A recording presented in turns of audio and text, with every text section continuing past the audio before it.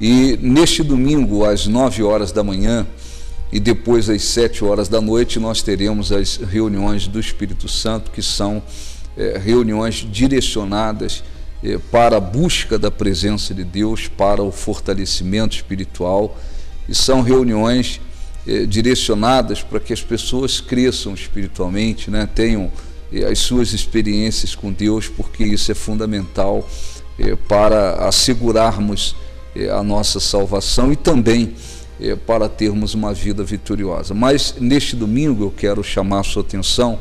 Neste domingo, todas as pessoas devem levar um pedido de oração, tanto às 9 horas da manhã, ou se você for às 19 horas. Às 9 horas da manhã é a reunião principal, depois às 19 horas. E tanto na reunião das 9 como das 7 horas da noite, as pessoas devem levar na igreja do Novo Nascimento neste domingo um pedido de oração. Se você está atravessando um momento muito difícil na sua vida, você está enfrentando uma situação considerada grave, difícil, quem sabe impossível, uma situação que você diz, olha, tornou-se impossível para mim.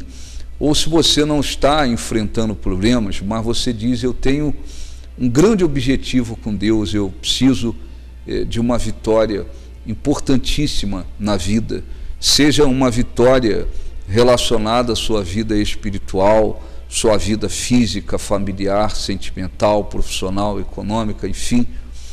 Nós estamos orientando para que as pessoas escrevam os seus pedidos de orações. Nós vamos, nas reuniões das 9 da manhã e depois às 7 horas da noite, nas reuniões nós vamos realizar um clamor por esses pedidos, e depois, no mesmo domingo, no mesmo dia, por volta da meia-noite, nós, os pastores, pastoras, estaremos sobre o altar da igreja para realizarmos uma oração da mesma forma que foi feita por Paulo e Silas naquela época da igreja primitiva. No livro de Atos, no capítulo 16, a Bíblia fala sobre a viagem feita por Paulo e Silas e o que aconteceu quando eles chegaram a uma cidade chamada Troade. Lá naquela cidade havia muitas pessoas evidentemente sofrendo, mas havia uma jovem possessa por um espírito de adivinhação, né? Aquele espírito maligno usava aquela jovem para fazer adivinhações e tirar dinheiro das pessoas. É o que ocorre com, por exemplo, ciganos, né? Quantas ciganas ficam, por exemplo, no centro da cidade, chamando as pessoas para fazer adivinhações, prognósticos, e com isso elas tiram dinheiro das pessoas. E evidentemente que aquilo nada tem a ver com o Espírito de Deus, mas tem a ver com demônios. Então aquela jovem, ela era usada para trazer lucros para os seus senhores.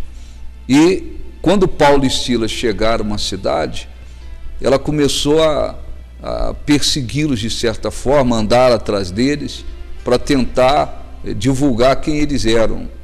Até que um dia, Paulo, indignado com aquele espírito maligno, não contra a moça, ele deu uma ordem, dizendo, espírito, adivinho, sai dessa moça. Aquele espírito maligno saiu.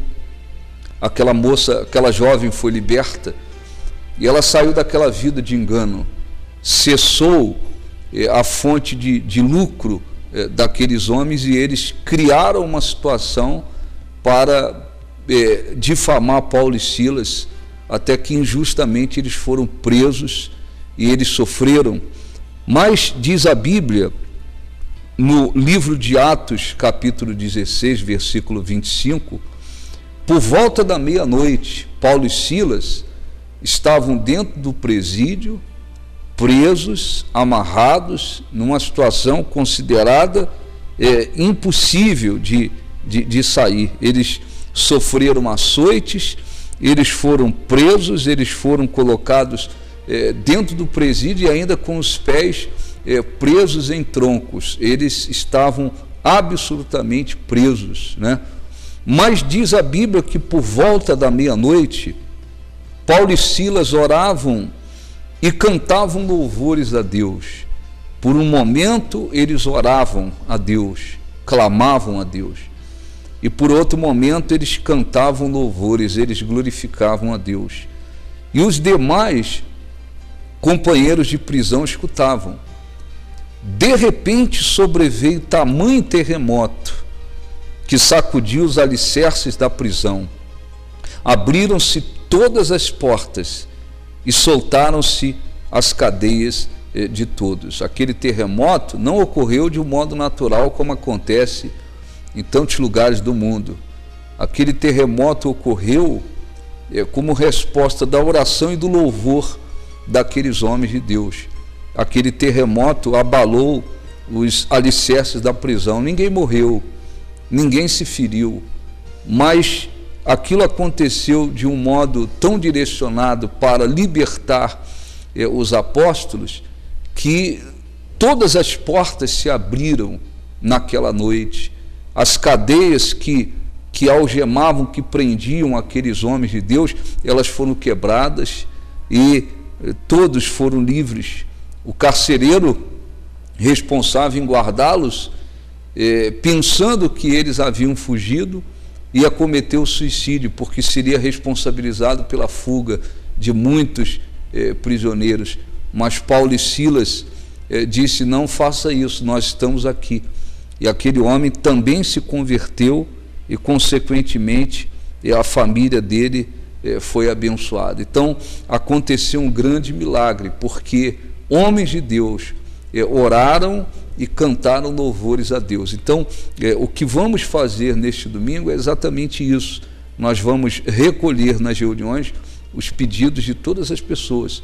Você católico, evangélico, religioso ou não importa, você espírita, você que me assiste está atravessando um momento difícil, quem sabe enfrentando uma situação considerada grave, impossível para você, ou você que tem um grande objetivo, né, e que aos seus olhos é impossível. Escreva o seu pedido de oração, venha participar das reuniões ou às 9 horas da manhã ou às 7 horas da noite.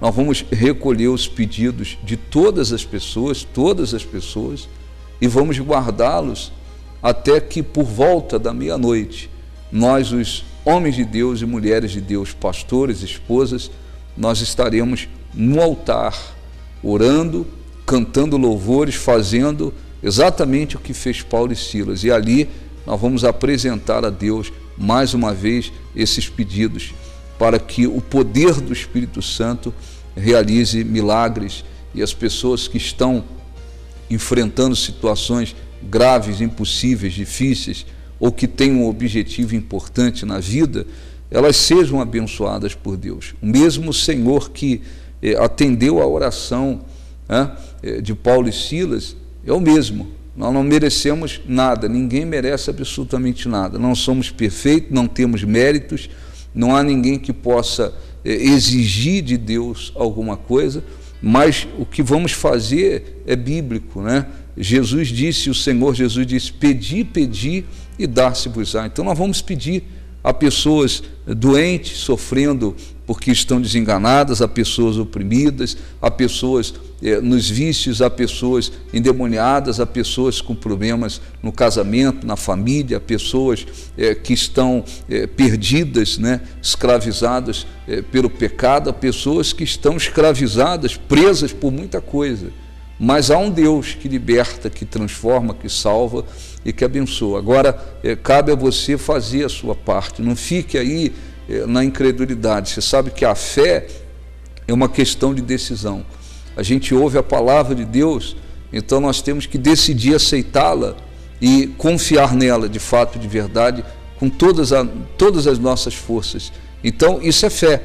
Agora, quando a pessoa não crê, significa que ela também tomou uma decisão de não confiar, de não aceitar a palavra de Deus. Se você crê que o mesmo Deus que se manifestou atendendo a oração daqueles homens de Deus, é o mesmo de hoje. Eu tenho certeza, Ele é Deus para lhe abençoar. Às 9 da manhã e às 7 da noite, leve o seu pedido de oração, nós vamos recolher os pedidos de todos. O endereço da nossa sede aqui em Marília é a Avenida República, 4.729, no bairro Castelo Branco. Avenida República, 4.729, no bairro Castelo Branco, nas proximidades do Marília Shopping. Nós temos um amplo estacionamento e também uma escolinha onde as crianças ficam bem tranquilas durante o culto, enquanto os pais assistem às reuniões.